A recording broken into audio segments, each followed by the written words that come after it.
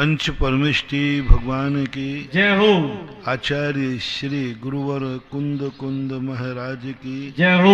आचार्य श्री गुरुवर विद्यासागर महाराज की जय हो। परम उपकारी निर्यापक श्रमण मुनिपुंग श्री सुधासागर जी महाराज की जय। आचार्य संघ की जय। प्रसंग चल रहा है अपना। सुख होना तो एक अच्छी बात है, सुखी होना बहुत अच्छी बात है, लेकिन यदि हम सुखी ना हो पाए तो दूसरे व्यक्ति को दुखी देख करके क्यों दुख कम हो जाता है, ये बहुत बुरी बात है। ये कैसे हो जाता है? तुम्हारा मकान है, तुम अपना मकान चाहो कि मेरा झोपड़ी मकान में बदल जाए, लेकिन पड़ोसी का महल बिक करके वो भी झोपड़ी में आ जाए तो आपको बड़ा अच्छा लगता है, संतोष होता है। मैं उदाहरण दिया करता हूँ, सब लोग अपनी अपनी परीक्षा करना, क्या सबके मन में ऐसे ही कुछ तो नहीं होता। एक क्लास में एक विद्यार्थी फेल हो गया। फेल होने के बाद वो सुसाइड का मन बनाया कि मैं मरूंगा। इतने में उसने अपने दोस्त को फोन किया, तो उसने भी कहा कि भाई मैं भी फेल हो गया हूं, मैं भी सुसाइड करने का मन बना रहा हूं। ये व्यक्ति कहता अभी तक तो मेरा भी विचार था, लेकिन अब मेरा विचार बदल गया, तू मरने मत जा, तू यहां आ जा। अभी तक तो मैं अकेला था तो मैं भी मरने का विचार कर रहा था, और लेकिन अब मैं मरने का विचार छोड़ता हूं, क्योंकि दो फेल हो गए। अकेला फेल था तो मर रहा था, अब तो दो फेल है, चिंता मत कर, इधर आ जा। दोनों आने के बाद जब तीसरे को फोन किया तो तीसरा कहता साहब मैं तो निकल चुका हूं मरने के लिए। बोले मूर्ख मर मत, इधर आ जा, हम दो भी फेल हो गए। ऐसा करते करते क्लास के 59 व्यक्ति फेल थे। कल मैंने इसी प्रसंग को छेड़ा था। 59 व्यक्ति फेल थे। अब सारे लड़कों में जो इतने दुखी थे कि मरना चाहते थे, अब वे इतने खुश हैं, इतने खुश हैं कि वो टी पार्टी मनाने का प्रोग्राम बना रहे हैं। अब ये बात मुझे आज तक समझ में नहीं आई, खुशी किस बात की है और दुख किस बात का था? फेल होने का दुख था तो फेल तो अभी भी हो, लेकिन दुख कम हो गया, दुख सुख में बदल गया, मरण जीवन में बदल गया, आंसू टी पार्टी में बदल गए। ये क्या है? ये कौन सा सिद्धांत है? इसमें क्या कहा जाए? यह है सबसे बड़ा संसार का दुर्गुण। स्वयं पास नहीं हुए हैं इसका इतना गम नहीं है, लेकिन दूसरा यदि फेल हो गया है तो हमें खुशी बहुत हो गई। 59 लोगों को इतनी खुशी, इतनी पार्टी मनाई, इतनी खुशियां मनाई, कुछ पूछो। और जो एक पास हुआ था उसको सबने मिलकर के पीटा, बहिष्कार किया, तिरस्कार किया। तू पास क्यों हुआ? वही मैंने पढ़ा था इसलिए पास हुआ। क्यों पढ़ा था? तो भाई आप लोग भी तो पढ़ने के लिए, तो पास होने के लिए परीक्षा दी थी पास होने के लिए, लेकिन मैं फेल हुआ तो तू भी क्यों नहीं फेल हुआ? पूरी क्लास की इज्जत का सवाल है। तूने सबकी नाक कटा दी, बेइज्जती करा दी। कल मैंने ये प्रसंग आचार्य श्री पे घटाया था, आचार्य श्री के संघ पे घटाया था। सारे साथ दुनिया के साधु यही कहते, तुम पंचम काल में इतनी कठिन तपस्या क्यों करते हो, इतना शुद्ध चारित्र क्यों पालते हो, इतना शुद्ध ज्ञान क्यों रखते हो? यही तुम्हारे लिए, जो तुम्हारी शुद्ध चर्या है, यही हमारे लिए दुखदाई है, हमें परेशानी का कारण बना है, हमारी बेइज्जती का कारण बना है। त्यों यदि फेल हो जाता तो हमारे लिए सारा आरोप मैं मास्टर पर मढ़ देता कि मास्टर ने पेपर गलत दिया है, लेकिन तेरा पास होना बता रहा है कि पेपर तो कोर्स का था, सही था, इन लोगों ने पढ़ा नहीं। ये जो नीति है, यह जब जब तुम्हारे मन में ये भाव आवे, समझ लेना अब तुम्हारा अपशगुन हुआ, बुरा दिन आने वाला है। बहुत अच्छा थर्मामीटर दे रहा हूं। जब जब तुम जिस बात से दुखी हो, जिस बात से आप दुखी हो, उसी समान दूसरे को दुखी देखकर तुम्हारे मन में दुख हल्का हुआ, समझ लेना अब बहुत बुरे दिन आने वाले हैं। फेल होने वाले की बात सुनकर दुख कम कर रहा है। अमीर को बर्बाद हो गया तो गरीब खुश हो रहा है। मैं देखकर इसको जलता था दिन भर, इतना अमीर आदमी है, आज शांति है। बोले क्यों?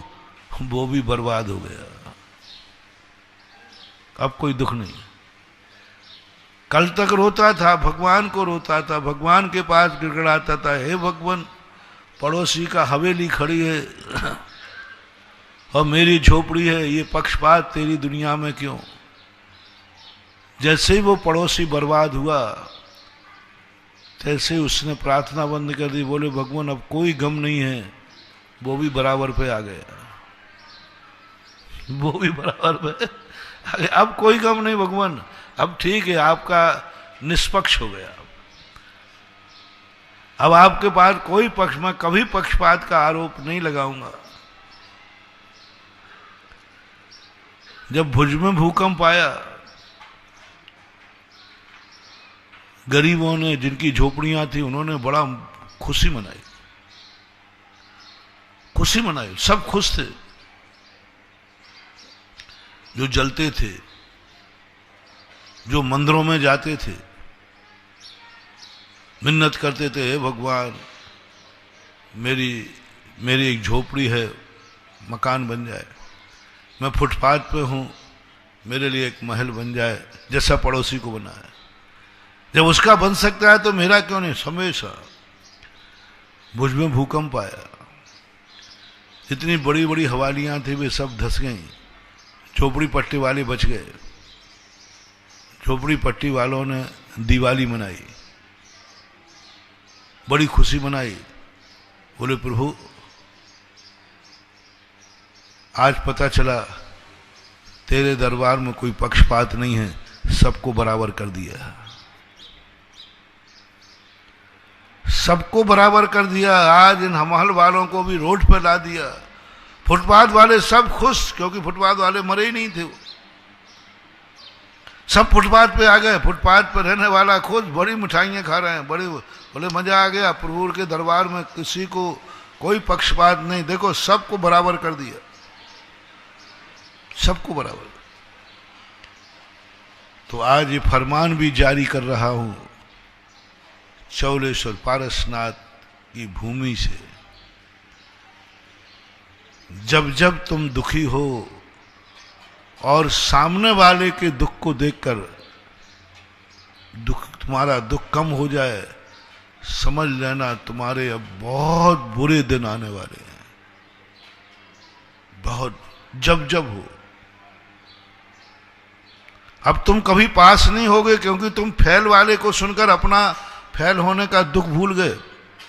भगवान को धन्यवाद दे रहे हो, अच्छा हुआ भगवान सब बराबर हो गए। अच्छा हुआ सबकी हवेली गिरा दी इन्होंने और सब कुछ झोपड़ी में आ गए, सब फुटपाथ पे आ गए, बड़ी खुशी है।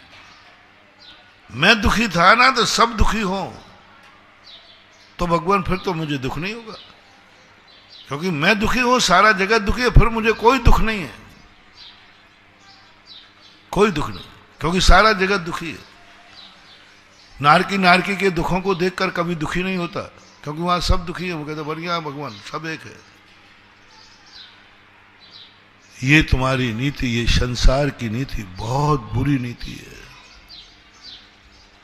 और यही सबसे बड़ा व्यक्ति के डाउनफॉल का लक्षण माना जाता। तुम क्या समझते हो? और मैं उल्टा कहता हूं, एक व्यक्ति अपनी फैमिली के साथ यात्रा कर रहा था। देखना इस संसार का कितना बुरा हाल है, कितने निम्न स्तर पर उतर आता है।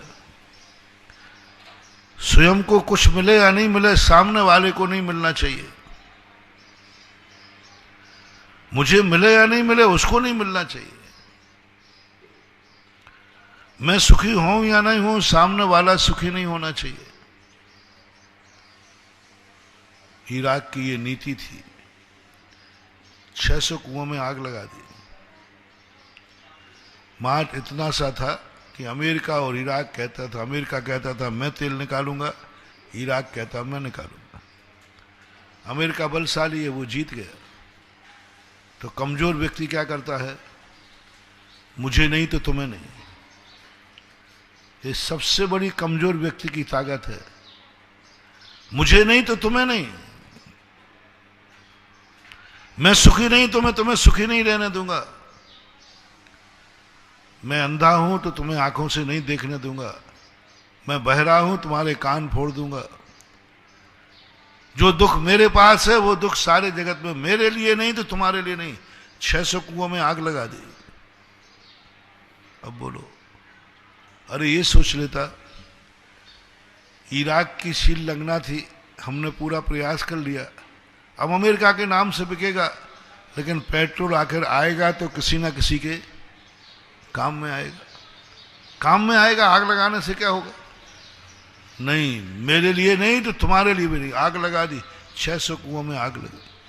बताते वो अभी तक काबू नहीं हो पा रही, बढ़ती जाती कुएं में आग, पेट्रोल के कुएं में। ये नीति कोई अकेले इराक के शासक की नहीं थी। यदि सब लोग अपने अंदर थोड़ा सा परीक्षण करें, निरीक्षण करें, तो तुम भी कहीं ना कहीं से वही पाए जाओगे। देखो, टटोलो अपने अंदर। तुम सुखी बनो, कोई आपत्ति नहीं है। तुम अमीर बनो, कोई आपत्ति नहीं है। लेकिन तुम ये चाहते हो कि मैं सुखी नहीं तो दुनिया सुखी नहीं। मुझे खाने को नहीं है तो दुनिया को खाने को नहीं मिलना चाहिए। मैं भूखा मर रहा हूं तो दुनिया भूखी मरे। मुझे रात में नींद नहीं आ रही तो आज किसी को रात में नींद नहीं आए।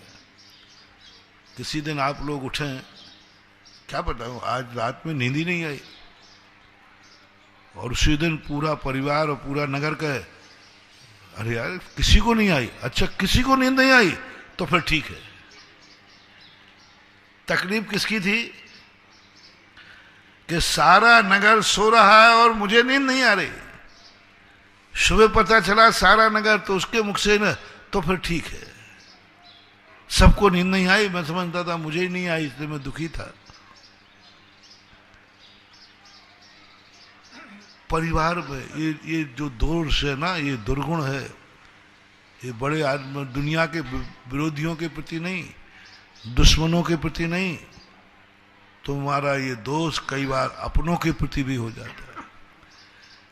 एक भाई दूसरा भाई है, दोनों भाई है। यथार्थ घटना, नाम बताने से मतलब नहीं, आपके राजस्थान की घटना, यथार्थ घटना। एक भाई का व्यापार बहुत अच्छा चलता था, दूसरा भाई का कमजोर चलता था। अपना व्यापार कम चल रहा है इसका उसको दुख नहीं था, उसको दुख था कि भाई का व्यापार इतना ज्यादा क्यों चल रहा है। कोई दुश्मन नहीं थे, सगे भाई थे, दो भाई थे, सगे भाई थे। उसने कभी ये नहीं सोचा कि मेरा व्यापार कम क्यों चलता है। दुख नहीं था, चल जाता था। वो कहता चल रही, रोटी रोजी चल रही है, क्या टेंशन करना। घर में उसकी पत्नी कहती थी देखो तुम्हारा व्यापार बहुत कम चलता है। बोले क्या करना है, परिवार पल रहा है, रोजी रोटी, कोई भूखा तो नहीं मर रहा है। बोले नहीं। जैसी पत्नी ने कहा तुम्हारा बड़े भाई के देखो कैसा मकान हो गया, गाड़े गाड़े, बस उसको आग लग जाती। अब उसके मन में ये दुख हो गया कि बड़े भाई का अच्छा क्यों चल रहा है, बस अच्छा क्यों चल रहा है। इस बात से वो दुखी हो गए। यदि इस बात से दुखी हो कि मेरा कमजोर क्यों चल रहा है, मेरा व्यापार क्यों नहीं चलता, जैनागम कहता है कोई बात नहीं, हर व्यक्ति को दुख होगा।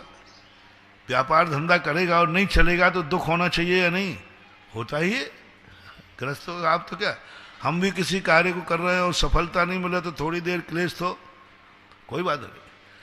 अपने कार्य में विफल होने पर खेद मनाने में कोई बाधा नहीं है, दुखी होने में कोई बाधा नहीं। लेकिन उसको इस बात का दुख नहीं था, इस बात का दुख था कि भाई का धंधा अच्छा क्यों चलता है, इसका बंगला क्यों बन गया, इसकी गाड़ी क्यों आ गई। सब तरफ से देखना, आप तीन व्यक्ति हैं। एक वह व्यक्ति जो अपनी विफलता पर दुखी है, एक वह व्यक्ति जो सामने वाले की सफलता से दुखी है,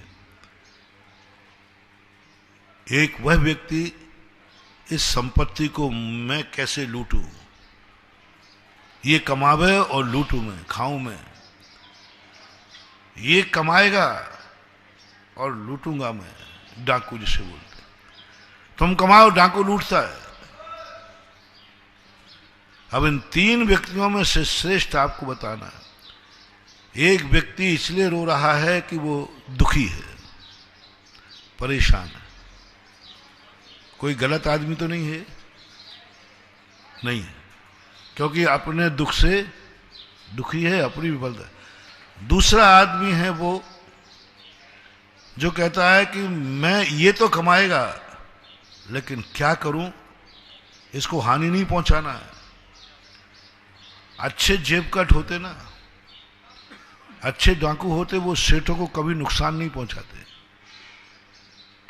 क्योंकि बताइए सेठ नुकसान हो जाएगा तो फिर डाका कहां डालूंगा। इसलिए कि पहले के डाकू सेठों को अपहरण करते थे, ले जाते थे और पैसा लेके छोड़ देते, बोले सेठ जी और कमा, फिर आऊंगा बाद में। हमेशा जेब कट चाहता है कि सबके जेब भरे रहें। मैंने जेब कटों से पूछा क्या चाहते तुम्हारी भावना, मैं सब पूछ लेता हूं। मैंने भाई तुम क्या चाहते हो? बोले महाराज मैं चाहता हूं कि जब भी कोई सेठ आपके यहाँ सब आवे, सबके भरे हुए जेब रहे। मैंने की तो अच्छी भावना है। बोले हाँ महाराज, खाली जेब रहेंगे तो हम काटेंगे क्या, भरे जेब अच्छे हैं। डाकू चाहता है कि सब फले फूले, लोगों की तिजोरियां भरी रहें सदा। तिजोरियां भरी रहेंगी तभी तो माल मिलेगा। इसलिए डाकू की बुरी भावना नहीं होती, वो बस तुम्हारे कमाई को लूटना खाना चाहता है। वो स्वयं कमाना नहीं चाहता, वो तुम्हें अमीर देखेगा। तुम्हारी तिजोरी भरी, जिस घर में जाता है कहता है भगवान उसकी तिजोरी भरी मिले, खाली नहीं। हमेशा देखना, डाकुओं का एक काम होता है। तीसरा व्यक्ति वो है जो कहता मुझे नहीं चाहिए और मैं सफल नहीं हो रहा हूं, ये सफल क्यों हो रहा है, इसको बर्बाद करना है। इन तीनों में सबसे निकृष्ट कौन है? तीसरे नंबर का ना, डाकू तो इससे अच्छा है ना, कम से कम वो बर्बाद तो नहीं कर रहा है। जो तुमने कमाया है उसको लूट करके तुम्हें नहीं मिटा रहा है, तुम्हें नहीं मिटा रहा है। वो मार तुम्हारी कमाई को स्वयं भोगना चाहता है। तुम्हें खाना नहीं देना चाहे वो स्वयं खाएगा। आखिर रोटी किसी ना किसी के पेट में जाएगी, वो धन किसी ना किसी काम में आएगा। अर्थशास्त्री जब बैठते हैं तो वो लोग डाकू को, जेब कटों को बुरा नहीं मानते, ठगियों को बुरा नहीं मानते, वो बुरा मानते नहीं। वो कहते इससे कोई देश को कोई हानि नहीं है, डाकू से देश को कोई हानि नहीं है, जेब कतरों से कोई हानि नहीं है, ठगियों को कोई हानि नहीं है। बोले क्यों? बोले देश का पैसा देश में, बल्कि पूंजीपति की तिजोरी में रहा था, डाकू ने उठा करके बाजार में ला दिया। अच्छे अर्थशास्त्री डाकू को पैदा करते, कूटनीति राजनीति के होते थे ना, राजा डाकुओं को रखता था, डाकुओं को रखता था। वो कहता है सेठों ने पैसा अपनी तिजोरियों में बंद कर लिया, जाओ निकालो बाजार में लाओ उसको। तुम जो पैसा, मान लीजिए तुम्हारे पास 1 करोड़ रुपया पड़ा है, तुम वो 1 करोड़ रुपया का सालों तक बाजार में नहीं लाते, पड़ा रहता। तो पड़ा था, आवश्यकता नहीं थी। अब 1 करोड़ रुपया बाजार में कम है, एक तिजोरी में रखा है, तिजोरी के अंदर पड़ा है रखा है, 1 साल हो गया, 2 साल हो गया।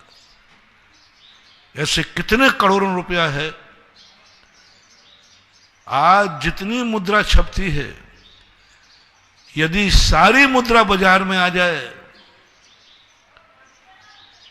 तो मैं कहता हूं कि मुद्रा संभलेगी नहीं। सारी मुद्रा बाजार के लिए, विनिमय के लिए बनी है मुद्रा, टर्नओवर के लिए। और हर व्यक्ति एक नियम ले ले, पैसे को कोई 24 घंटे से ज्यादा नहीं रखेगा।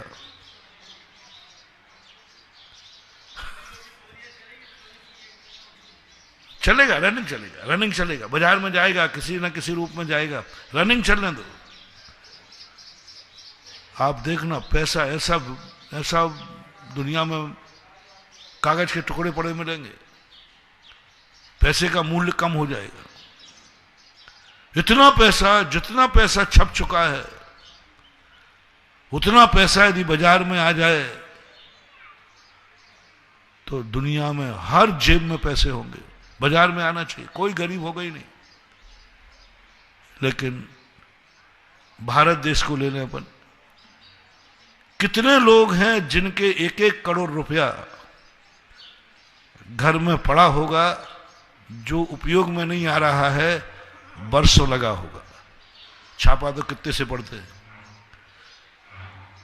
ऐसा कितना मान लो, 1 करोड़ रुपया जिनके घर में पड़ा, किसी के लाख रुपया पड़ा, साल भर हो गई, 2 साल हो गया, 5 साल हो गया, रखा है, उपयोग में आ नहीं रहा, क्योंकि जो रनिंग आमदनी है उससे काम चल रहा है। रनिंग आमदनी उससे काम चल रहा है। 1 करोड़ रुपया पड़ा है। कितने मान लो पूरे भारतवर्ष का बताओ, 1 लाख व्यक्ति मान लो, ज्यादा 50% कम से कम भारत की जनसंख्या से। अब वो 50% 1-1 करोड़ रुपया जो है, जो बाजार के लिए छापा गया था, वो तिजोरी में बंद पड़ा है। इसलिए लोग गरीब हैं और लोगों के अंदर पैसे की कमी। भारत देश में इतनी जमीन है कि हर व्यक्ति के लिए अपना स्वयं का मकान बनाने को जगह मिल सकती है। लेकिन कितने लोग हैं भारत में जिनके पास एक प्लाट एडजस्टिंग में पड़ा है। एडजस्टिंग में बोल रहा हूं, उपयोगिता में नहीं। किसी में गाय बंध गई, किसी में कुछ बंधा है, वो नहीं। एडजस्टिंग वाले प्लाट कितने हैं? एडजस्टिंग वाले यूं पैसा आया, डाल लो, एक खेत डाल लो, कोई उपयोग नहीं है, कुछ भी नहीं, ना वो खेती करते, यूं पड़ा है। कितना मान लो,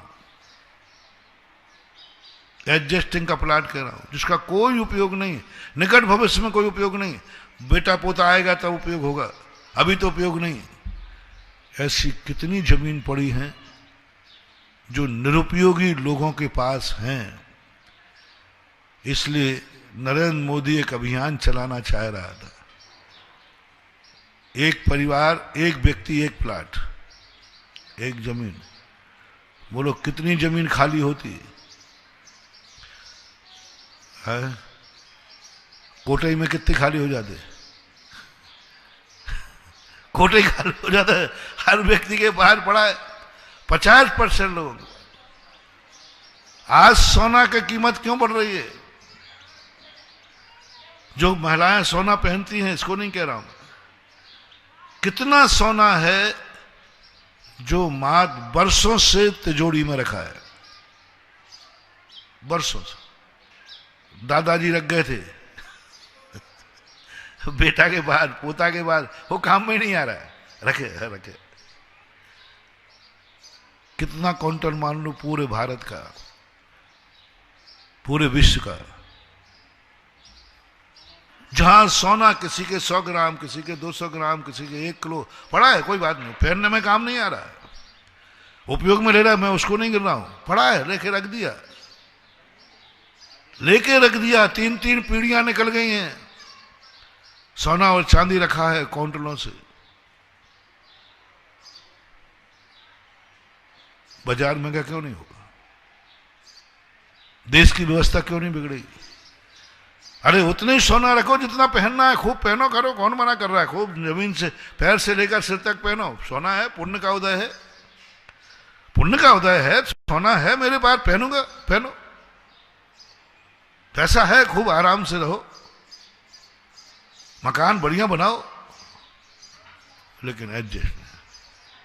सोना चांदी, इसलिए अर्थशास्त्र कहते हैं कि देश की अर्थव्यवस्था यदि बढ़ाना है तो 2 काम करो, या तो छापा डालो या डाकू बनाओ। या तो छापा डालो या डाकू पैदा करो। कुछ बड़े लोग ऐसे होते हैं जिनके यहां छापा नहीं डाल सकते, सरकार दबाव में रहती है, सरकार प्रभाव में रहती है, क्योंकि उनसे उनको चंदा मिलता है, तो वे छापा नहीं डालते। तो फिर राजा क्या करता है? उनके यहां डाका डलवा देता है। क्यों डलवाया डाका? क्योंकि वो सोना चांदी जो तिजोरी में बंद है वो बाजार में लाओ। और डाकू कभी अपने यहां कोई चीज रखता नहीं है, वो डाका डालने के बाद जल्दी से जल्दी बाजार में भेजेगा कि रखेगा? आप लोग शेयर करो ना थोड़ा सा, जरूर एक एक ने 2 को। एक बार हुआ, पदयात्रा थी कोटा से चांदखड़ी की, 95 किलोमीटर की पदयात्रा थी, जनवरी के महीने। तुम लोग हीटर में सोने वाले। उस दिन क्या था, सबको खुले मैदान में 8 किलोमीटर यात्रा गई, खुला एक फार्म हाउस था वहां सब। अब सब डर गए कि ठंड पड़ेगी। अब वहां रजाइयां, हुक्म काका चला संचालक थे, रजाइयों पर रजाइयां, इधर ट्रक खड़ा और रजाइयां गायब, क्योंकि रात के डर के कारण सबने 2-2, 3-3 रजाइयां रख ली। अब रात में आए, बोले महाराज जी कोई ऊपरी बाधा हो गई, कोई यात्रा में कोई भूत आ गया। यथार्थ घटना है। सब कमेटी वाले आ गए, बोले महाराज जी वो तो कोई ऊपरी बाधा, कोई भूत लग गया पीछे। 9:30 बजे की भैयावृत्ति के लिए जब मैं उठा, तो जब भैयावृत्ति सब आए, तो महाराज जी बहुत अनर्थ हो रहा है, ऊपरी बाधा हो गई। बोले ट्रक पर मैंने कितने लोग हैं? बोले महाराज सारे लोग गिन लिए, दूनी तिगनी रजाई आ गई, फिर भी ट्रक खा लिए, फिर भी लोग क्या रजाई नहीं है, 2-4 लोग खड़े थे। और मैंने कहा कि ये तो कोई ऊपरी बाधा वाला कर सकता है, सही है, कोई देवता है इस यात्रा को फैल करने के लिए, रजाइयां गायब। मैंने 2 मिनट आंख बंद की, पता नहीं क्यों मुझे दिख गया एक व्यक्ति सो रहा है, रजाई को 3 रजाइयां बिछाए हुए है। मैंने 1 मिनट आंख बंद की और पता नहीं क्या आभास हुआ। मैंने उनसे कहा अब जाओ, जहां लोग सो रहे हैं उनके सब बिस्तर चयन करो, किसके पास कितनी रजाई है। चेक किया तो थोड़ा सा यदि हम नहीं सावधान होते तो झाड़ा फूंकी चालू हो गई होती। नारियल फोड़ते, सिंदूर लगाते। भारत देश तो इसमें नंबर 1 है। थोड़ा सा कहीं से विफल हुए और बस ऊपरी वादा है, कुछ नहीं मालूम। इसी प्रकार अर्थशास्त्री कहते हैं जमीन कहां गई, इतनी जमीन थी। तो ज्ञानी व्यक्ति कहता है अर्थशास्त्रियों की मीटिंग है, देश अर्थ की संकट में जूझ रहा है। आज लोगों ने, राजनेताओं ने मीटिंग की, इतना सोना कहां गया, इतनी चांदी कहां गई, इतनी जमीन कहां गई, इतना पैसा कहां गया। अभी नोटबंदी हुई ना, तो 500 के स्थान पर कौन सा चला था वो, एक लाल वाला 2000 का 2000 का नोट। उधर 2000 के नोट छप रहे, यहां ट्रक के ट्रक गायब हो रहे और लोग लाइन में लगे, साहब हमारे पैसे 500, तारीख निकली जा रही 500, और छाप कहां गए? बोले जितने नोट है उतने तो मैं छाप चुका हूं। और लोग लाइन में लगे, 2-2 घंटे की लाइन में लगे, और सबको गिना गया तो उतने बैंक में तो आ चुके, ट्रक के ट्रक कहां गायब हो गए? बड़े आदमियों ने अपने यहां उतरवा लिए। जब अर्थशास्त्र की मीटिंग हो तो ज्ञानी व्यक्ति सरकार पर नियत रखता है। ज्ञानी, सम्यक दृष्टि, धर्मात्मा जीव, यहां तक कि साधु संत भी सरकार को हमेशा ध्यान में रखते, सरकार इस समय किस पर विचार कर रही है, हमेशा ध्यान रखना। आपसे भी कहना है, मैं भी कह रहा हूं, हमेशा राजनीति का वो पन्ना जरूर पढ़ना कि आज विधानसभा में, लोकसभा में किस पर बहस हुई है, किस पर बहस हुई है। आज बहस हुई है सोने पर, चांदी पर। सोने चांदी के भाव क्यों बढ़ रहे? जब इतना सोना आ चुका है देश में और लोग जेवर पहन रहे हैं तो असली नहीं पहन रहे हैं, नकली पहन रहे हैं। सोना तो जेवर के काम आता है, और लोग असली नहीं नकली पहन रहे हैं, तो फिर सोना कहां जा रहा है? सोना कहां जा रहा है? अर्थशास्त्री कहेंगे सोना पूंजीपतियों ने खरीद करके अपने पैसे को एडजस्ट करने के लिए रख लिया है। जमीन कहां जा रही है?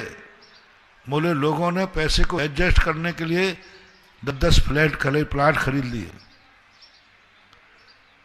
नोटों के पास, लोगों के पास इतनी इनकम हुई, रिश्वतखोरी की, इतना पैसा इनके पास आया, इन लोगों ने लॉक करके रखा है। ये बताएगा ज्ञानी नियम से, क्योंकि हिसाब बराबर मिल रहा है। पैसा कहां गया? तिजोरियों में गया। तुरंत जब भी तुम्हें यह बहस हो, सरकार 2 नीति अपनाएगी। पता चल गया सरकार को, अर्थशास्त्रियों ने कह दिया साहब इतना नोट छपा है, किसी पूंजीपति के गोदाम में पड़ा है, सोना चांदी कहीं ना कहीं पड़ा है, प्लाट कहीं ना कहीं। तुरंत सरकार 2 नीतियां अपनाएगी, छापा बढ़ा देगी, छापे डालो, जिसके यहां पड़ा हुआ सोना चांदी मिले, नोट मिले, ले जाओ। तुरंत आप देखना, तुरंत दूसरे दिन से छापे की तैयारी हो जाएगी। गुरुदेव आजकल एकाएक भूदान क्यों बोलने लगे? गुरु को पता चल गया है कि लोकसभा में आज भूमि पर बहस हुई है, इतनी आबादी की भूमि नक्शे में है, और फिर भी लोगों को आबाद बनाने के लिए मकान नहीं मिल रहा है, जगह नहीं मिल रही है। कहां है? तुरंत दूसरे दिन गुरु भूदान पर प्रवचन देगा। भूदान, महादान, जिनके पास प्लाट एडजस्टिंग पड़े हैं, चौलेश्वर पारसनाथ को दे दो, भूदान करो, जल्दी करो, देर मत करो। 1-1 बीघा जमीन का एडजस्टिंग वालों तुरंत प्रवेश, और तुरंत दातार भी भक्त कहेगा, वो समझेगा कि मुझे ही मालूम है, गुरुजी तो आज वो इसलिए आया था, महाराज जी मैं भूमि दान देना चाहता हूं, एक प्लाट दान देना चाहता हूं। गुरुजी समझ गए कि इसने भी लोकसभा में सुन लिया है कि नरेंद्र मोदी लेने वाला है प्लाट। इससे चलो बाबा जी को दे 1400 दे आए। बाबा जी भी खुश, बाबा जी तो पहले ही से प्रोचन ही दे रहे थे। तो उसने कहा साहब मैं अपना प्लाट दान देता हूं। हाँ, मन के दे दे बेटा, नहीं तो जाना तो है ही। ये दान नहीं दे रहा है, तू बचा नहीं पा रहा है, इसलिए सोचा बूढ़ी गाय बामन को जाए, दान नहीं तो दलित दर जाए। बूढ़ी गाय बामन को जाए, दान नहीं तो दलित दर जाए।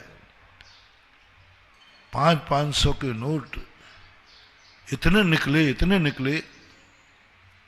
गुल्लकों में कभी 500 नहीं निकलते, लेकिन बंद के बाद खूब निकले। बंद के बाद तक निकलते रहे। बाबा जी आप चला लेना। और मुझे मालूम था, तो 2-4 जगह तो मैंने एडजस्ट करके रखा था कि बंद तारीख के बाद ज्यादा आएंगे।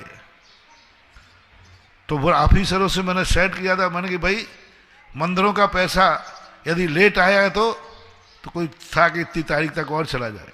खूब पैसा हुआ क्षेत्रों पर। तो ज्ञानी व्यक्ति तुरंत कहता है आज सोने पर बहस हुई है, सरकार या तो छापा डालेगी या डाकू ले जाएंगे। वो तुरंत आता है, चौलेश्वर पारसनाथ को सोने का छत्र मेरी तरफ से, बेदी में सोने का काम कराओ जल्दी। और गुरु महाराज भी जानते हैं, जब अच्छे वो जानते हैं, वे तुरंत उपदेश देना शुरू कर देंगे। देखो सोने के छत्र चढ़ाओगे, सोने के प्रातिहार्य चढ़ाओगे, महान पुण्य लगेगा। समझ लेना, जब भी गुरु जिस चीज पे प्रवचन दे, बेटा जल्दी चेत जाना, नहीं तो वो माल जाने वाला है। तुम समझ लेना कि आज महाराज इस दान पे बोल रहे हैं, इसका अर्थ है ये चीज मेरे पास है, या तो गुरु जी की मान ले, नहीं तो ये डाकू के पास जाएगा। ये चीज जाएगी। 50 बार मैंने देखा, जिस चीज पर प्रवचन हुआ और वो चीज तुम्हारे पास है और तुमने लोभ से, कंजूस से, किसी कारण से नहीं दिया, वो चली गई, कहीं चली गई, घाटा में चली गई। कोई ऐसा संकट आ गया, चली गई। वो फ्लैट बिक गया, मकान, फ्लैट बेचना पड़ा उसको। बोले महाराज जी एक फ्लैट तो पड़ा था लेकिन बेचना पड़ा। बोले क्यों, बीमारी ऐसी आ गई। मैंने कि प्रवचन के पहले बीमारी आई कि बाद में? बोले बाद में आई, क्योंकि तुम्हारे पास था, नोट थे तुम्हारे पास। आज विधानसभा में चर्चा चली, डाकू या छापे जाने के पहले ज्ञानी कहता है मैं चौलेश्वर जा रहा हूं। बोले क्यों? आज लोकसभा में चर्चा हुई है, इतने नोट छपे थे, कहां गए? नियम से सरकार छापा मारेगी या डाकू ले जाएंगे। मैं चौलेश्वर जाकर के त्रिकाल चौबीसी का मंदिर बनाने की घोषणा करता हूं और दे के आता हूं। घोषणा तो छोड़ो, दे के आता हूं। बोलो ये है सही बनियाई गिरी। जैनी सम्यक दृष्टि, जैनी तो होता ही है, लेकिन बनिया भी होता है। वो कहता मेरे पसीने की कमाई डाकू तो नहीं ले जाएगा, मेरे की पसीने की कमाई छापे में तो नहीं जाएगी, मेरे पसीने की कमाई जाएगी तो हमारे जिनेन देव देवादि देव के पास जाएगी, नीचे के पास तो नहीं जाएगी, पापों में तो नहीं जाएगी, पापियों के पास तो नहीं जाएगी। सरकार ले जाएगी पता नहीं, सरकार का पैसा तो सब में जाता है, पोल्ट्री फार्म में जाता है, मत्स्य उद्योग में जाता है, पता नहीं किस किस कार्यों में लोन दे दे। तुम्हारा अभी आचार्य महाराज ने एक प्रसंग उठाया था कि बैंकों में तुम पैसा रखते हो, बैंक वाला पोल्ट्री फार्म को जाकर के लोन देता है तुम्हारा पैसा। सरकार का पैसा तो पता नहीं कहां जाएगा, और छापों का पैसा है तो वो तो पता नहीं कहां जाता है, जाकर के सब जाकर के हो जाएगा। और डाकू ले जाएगा तो वो भी पाप में जाएगा। तो ज्ञानी कहता है छापा होने के पहले, डाका डलने के पहले मेरी कमाई है, मैं जैन हूं, मेरी कमाई है, मैं जैन हूं, ये पसीने की कमाई है, ये पापियों के पास नहीं जाएगी, ये दान जिनेन देव के चरणों में जाएगी, चौलेश्वर पारसनाथ जाएगी, वहां लगेगी। और भगवान से भी कहूंगा भगवान तेरे लिए तो कमाया था, भगवान जानते बेटा मुझे ही बुद्धू बना रहा है। डाकू आने वाला था तो सोचा बाबा जी को दे दो बच जाएगा, छापा पड़ने वाला था तो बाबा जी को दे दो बच जाएगा। भगवान कुछ नहीं कहेंगे, वो तो मैं थोड़ा सा तुम्हें चोटियां लेने की आदत है ना मुझे। भगवान तो कहेगा ठीक डाल भाई, अच्छी बुद्धि आई, सद्बुद्धि आई। तरीका देखो, भैरव सिंह शेखावत थे, उन्होंने कहा महाराज जी आप देश के संबंध में क्या सोचते हैं? देश में बेरोजगारी बढ़ रही है, देश में गरीबी बढ़ रही है, आप देश के लिए क्या सोचते हो? मैंने कहा जो तुम सोचते हो वही मैं सोचता हूं। बोले महाराज जी गलत बोल रहे हो, आपको कुछ नहीं दिखता धर्म के अलावा, आपको कुछ नहीं दिखता मंदिरों के अलावा, आपको कुछ नहीं दिखता भगवानों के ऊपर छत्र चढ़ाना, बढ़िया मंदिर बनाओ, बढ़िया तीर्थ क्षेत्र बनाओ, बस यही दिखता है, धर्म के अलावा कुछ नहीं दिखता।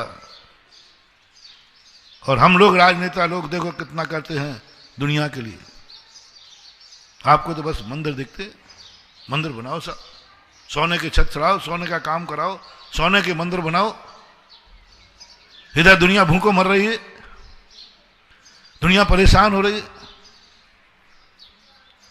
मैंने कहा अच्छा ठाकुर साहब तुम जितने देश के लिए करुणावान हो उससे कई गुना मैं करुणावान हूं। तुम तो मनुष्य को ही बचाते हैं, हमारे महावीर ने तो चींटी को भी बचाने की बात कही।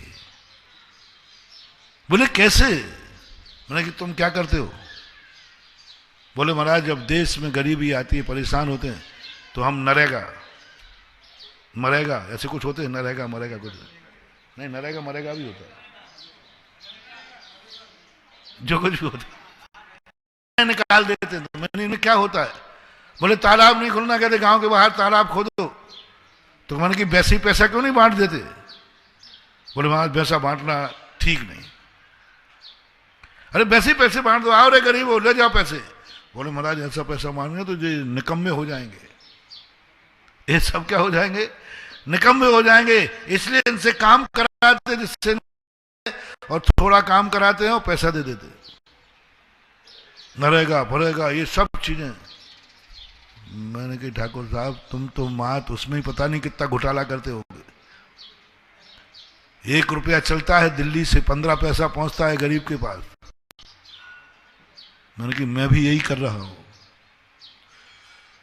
और महाराज हम छापे इसलिए डालते हैं जिससे पूंजीपतियों का, गरीब के यहां छापा नहीं डालते, पूंजीपतियों के यहां जहां वेस्टेज का पैसा रखा है सब निकाल करके और पब्लिक में लाते हैं। मैंने कहा मैं भी यही करता हूं, ये दोनों काम मैं भी करता हूं। बोले महाराज समझाओ मुझे। नारेली की घटना है, आर के वालों का मंदिर बन रहा था। मैंने कहा आर के वाला सेठ है कि नहीं है? तुम्हारा तरीका भिन्न है, तुम छापा डालोगे, तुम उसको दबाव दोगे, वही पैसा देखो। तुमने तालाब खुदवाया, मैंने मंदिर बनवाया, एक सेठ ने मंदिर बोला, पूंजीपति ने मंदिर बोला, वो पैसा मंदिर सेठ में आया और मंदिर गरीब बनाएंगे, मजदूर बनाएंगे, दूर बनाएंगे। मैंने कहा ये नरेगा योजना चल रही है, नरेगा योजना। चौलेश्वर पारसनाथ में देखना एक नरेगा योजना चलेगी जिसमें करोड़ों अरबों रुपया बाजार में आएगा, गरीबों के पास जाएगा। नारेली के पास, हर गांव के पास, हर व्यक्ति के पास ट्रैक्टर हो गया। उनने पूछा कहां से हो गया? वो साहब नारेली की देन है। क्योंकि मजदूरी किसने की? मजदूर कौन होगा? जैनी तसला उठाएगा, बेलदार को जाएगा। अब देखना सेठ का पैसा मंदिर में आया, तुम्हारा तरीका और मेरा तरीका देखो, और मैं महाराजा हूं। तुमसे लोग भागते हैं और हमें लोग देते हैं। हम किसी के छापा डालने नहीं जाते, लोग खुद लेकर के आते, महाराज मैं देना चाहता हूं, क्योंकि तरीका भिन्न है। लोग देते हैं। पूंजीपति ने एक मंदिर दिया, वो मंदिर का पैसा 5 साल काम चला, मजदूरों ने किया, बेलदारों ने किया, सीमेंट आया, पत्थर आया, लोहा आया, पैसा कहाँ आया? बाजार में आया कि नहीं? गरीबों के पास पहुंचा कि नहीं? बस फर्क है, तुम लोग चिल्ला के देते हो, हम लोग इनडायरेक्ट देते हैं, लेकिन करते गरीबों का उद्धार ही है। जब एक तीर्थ क्षेत्र बनता है, हजारों गरीबों का पेट पलता है। एक मंदिर बनता है, मैंने लाके खड़े कर दिए साहब लोगों को, गांव वालों को। मैंने कहा देखो, भी नहीं थी इनके पास, इनका पक्का मकान बन गया। इनके पास साइकिल भी नहीं थी, आज सबके पास ट्रैक्टर है। आप कभी जाना नारेली बड़लिया गांव में, मैंने उनको शुरू से देखा है, कुछ नहीं था, उजड़े थे, शराब पीते थे, मजदूरी, बहुत बुरी हालत थी। स्कूल में देख करके दंग रह गया। आप देखे तो जाके देखना। मैंने पूछा बताओ क्यों बने? बोले साहब ये सब नारेली की देन है। मैंने मंदिर बनाया है कि गांवों के लिए, जिनके पास झोपड़ी नहीं थी उनके आज मकान हो गया। क्या किया? बोले महाराज ये तो सही है। मैंने कि बस साधु भी जब भी कोई काम करेगा वो गरीब और राष्ट्र के हित में ही होगा। मजा आ गया। ऐसे और मारकट, तू समझता क्या है मुझे? मैं सुधा सागर का चेला हूं और मारकट, मैं चौलेश्वर बाबा का भक्त हूं और ऐसे ही होगी दशा। क्या उस समय खुशी की बात बताओ मानवा, जो तुम्हें कट मार के गया था और तुम गिर भी गए थे और गिरते गिरते बच भी गए थे, गिर भी गए थे, और वो आगे जाकर उसका स्कूटर स्लिप हो गया। जल्दी बोलो कैसा लगेगा?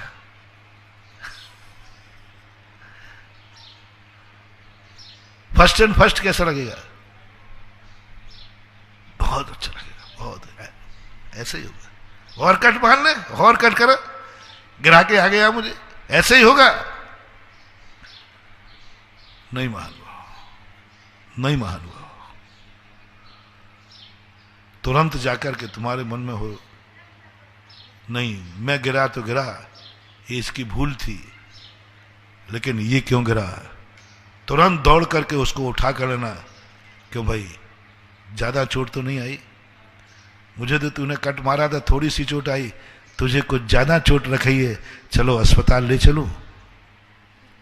समझ लेना तुम मानव नहीं, मानव के भेष से देवता हो। कट मारने वाले के प्रति तुमने कहा अस्पताल ले चलो, यानी उसके दुख से तुम इतने दुखी हो गए, डबल दुखी हो गए। तुम मानव से देवता बनने वाले हो और तुमने मजा और मार कट ऐसे ही होगा, तो इसी को बोलते मानव के भेष में देवता, दानव। मानव के भेष में दानव, इसी को बोलते दानव। इसलिए अपनी जिंदगी में कभी भी दूसरों के दुखों को देखकर असमर्थ व्यक्ति, दो असमर्थ बताए थे मैंने प्रवचन के पहले। एक वो असमर्थ जो वस्तुतः कुछ नहीं है, उसका अच्छा दिन आ जाएगा, घबराओ मत। जो व्यक्ति गरीब है घबराओ मत, धीरे धीरे गरीबी दूर हो जाएगी, मेरा आशीर्वाद। मैं तुम्हारी जमानत लेता हूं पारसनाथ के दरवाजे। तुम दुखी हो? हाँ महाराज बहुत दुखी, दुख दूर हो जाएगा। परेशानी? हाँ महाराज बहुत परेशान हो। बस 2 प्रश्न करूंगा, 5 मिनट अपना समय है। जिस दुख से तुम दुखी हो, वो दूसरा यदि सुखी है, उसको देख करके तुम्हें कैसा लगता है? तुम गरीब हो, अमीर को देख के कैसा लगता है? तुम्हारी झोपड़ी है, हवेली को देख के कैसा लगता है? तुम बीमार हो, निरोग को देख के कैसा लगता है? बस इतना सा बता दो, फिर मैं तुम्हारी फाइल ले रहा हूं जमानत पे। तुम दुखी हो, सुख को देख के कैसा लगता है? तुम्हारा सिर दर्द कर रहा है, रात भर नींद नहीं आई, तुम्हारे पड़ोस में सोने वाला व्यक्ति उसी पलंग पर सो रहा है, वो घर्राटे ले रहा है, तुम्हें कैसा लग रहा है? तुम्हें तो नींद नहीं आ रही, तुम्हारा तो सिर, अब तुम्हारा सिर ठीक होगा कि नहीं ये दवाई बता रहा हूं मैं। दवाई ववाई कुछ नहीं है, आप ही बता दो। जो तुम्हारा सिर दर्द हो रहा है, 1 मिनट को नींद नहीं आई और पड़ोसी में रात भर घर्राटे लेकर सोता रहा, उसको देखकर तुम्हें कैसा लग रहा है? जल्दी बोलो भाई। बड़ा जैसे लग रहा है कि इसको 2-4 दिन घर्राटे लगा, मैं मर रहा हूं मैं मर रहा हूं और ये सो रहा है। आई एम सॉरी प्लीज, तुम्हारा सिर दर्द ठीक नहीं होगा। तुम नींद की गोली खाने के बाद भी आपको नींद नहीं आएगी। आपका भविष्य अंधकारमय है। कृपया करके अपनी फाइल वापस ले लीजिए। मैं तुम्हारी जमानत नहीं ले सकता, क्योंकि अभी तुम्हें और बुरे दिन देखना है। अमीर को देखकर तुम्हारे मन में जलन होती है, भगवान मुझे गरीब बनाया था, इसको भी क्यों गरीब नहीं बनाया, इसको अमीर क्यों बना दिया। जाओ, तेरी 100 भाव तक अभी और गरीबी बढ़ेगी। अपनी फाइल वापस ले लो, अपनी फाइल वापस ले लो, क्योंकि तुम्हारे मन में ईर्षा भाव जाग गया। दवाई दे दो तुरंत। क्या भाव? हे प्रभु, मुझे रात भर नींद नहीं आई, सिर दर्द करता लगा, लेकिन मैं बहुत बहुत संतुष्ट हूं कि मेरे पड़ोसी में एक पुण्यात्मा सोता रहा। इसने जरूर पुण्य किए होंगे। ओह, तूने पुण्य किए सो रहा है, मैंने पाप किए, रात पर भेद विज्ञान करता रहा। एक बार तो चीख निकलने वाली थी, मुंह पे हाथ लगा दिया कि मैं पापी हूं कि मुझे नींद नहीं आ रही है, कहीं मेरी चीख से इसकी नींद खराब नहीं हो जाए, इसलिए मैंने मुंह दबा लिया। कभी दबा लेना मुंह, क्योंकि वो सो रहा है, दबा लेना। चीख आ रही थी, नहीं नहीं नहीं, इतना दुख था कि चीख आ रही थी, लेकिन क्यों नहीं चीखे आप? बोलो ना। इस पुण्यात्मा की नींद खराब हो जाएगी, इसने पुण्य किया है। नहीं, मैं कितना ही बड़ा पापी क्यों ना हो, लेकिन किसी पुण्यात्मा के पुण्य में विघ्न नहीं डालूंगा। लाओ मुझे फाइल, मैं तुम्हारी ये फाइल लेता हूं और सिर दर्द से मुक्ति दिलाता हूं। पारसनाथ तक मेरी पहुंच है, कर्मों तक मेरी पहुंच है। मैं वकालत करूंगा कि ये व्यक्ति वो है जिसने बाजू वाले की नींद खराब नहीं हो जाए। तो चीख निकल रही थी, पूरे चीख से ने मुंह दबा लिया। इसी पॉइंट के बहस पर मैं तुम्हें बिजी बनाऊंगा और इन कर्मों को भी तुम्हें सिर से मुक्ति दिलाना पड़ेगी, बीमारी दूर होगी। हर क्षेत्र में यही करना। हमारे पड़ोस में एक अमीर आदमी रहता है, तुम खुश नजर आते हो इतने गरीबी में क्यों? भगवान भी पूछे, क्यों तू तो बहुत गरीब है ना, तेरे पास मकान ही नहीं है, इतना खुश नजर क्यों आता है? बोले प्रभु, मैं तो पापी हूं जन्म जन्म का, लेकिन मुझे इस बात की खुशी है मेरे पड़ोस में एक पुण्यात्मा रहता है। कैसे पुण्यात्मा रहता है? बोले उसका 5 मंजिल का मकान है, वो हवेली में रहता है। मैं तो कैसे पुण्यात्मा? क्योंकि मेरे गुरुजी ने कहा है ये जन्म जन्म का पुण्य। मैं पुण्यात्मा नहीं हूं, लेकिन मेरा पड़ोसी पुण्यात्मा है। इसने जरूर पूर्व भाव में मंदिर बनाया होगा, तभी आज उसको हवेली मिली। यानी मैं पापी हूं तो हूं, मेरा पड़ोसी पुण्यात्मा है, इसलिए मैं खुश हूं। जाओ, तुम्हारी फाइल में लेता हूं, अगली दिवाली तक तुम्हारे पास भी छत होगी, तुम्हारा खुद का मकान होगा, क्योंकि तुमने पड़ोसी की हवेली को देखकर पुण्यात्मा का जरूर इसने मंदिर बनाया होगा, जरूर आवास दान दिया होगा, और मैं वो पापी हूं जो चौलेश्वर में मंदिर बन रहा था और मैं कंजूस बन करके बैठा था। मैं भावी पर्याय सुना रहा हूं। चौलेश्वर में मंदिर बन रहा था और मैं समर्थ बना सकता था, लेकिन लोभ से नहीं बनाया। आज मेरे पास झोपड़ी भी नहीं है, और इसने कल महाराज की बात सुनकर मंदिर बनाया होगा, आज ये महलों में रहा। प्रभु, मैं जरूर पापी हूं जन्म जन्म का, लेकिन पड़ोसी पुण्यात्मा है। जाओ, तुम्हारे अच्छे दिन आने वाले हैं। देख दूसरों की बढ़ती को कभी न ईर्षा भाव करो। महावीर भगवान की जय।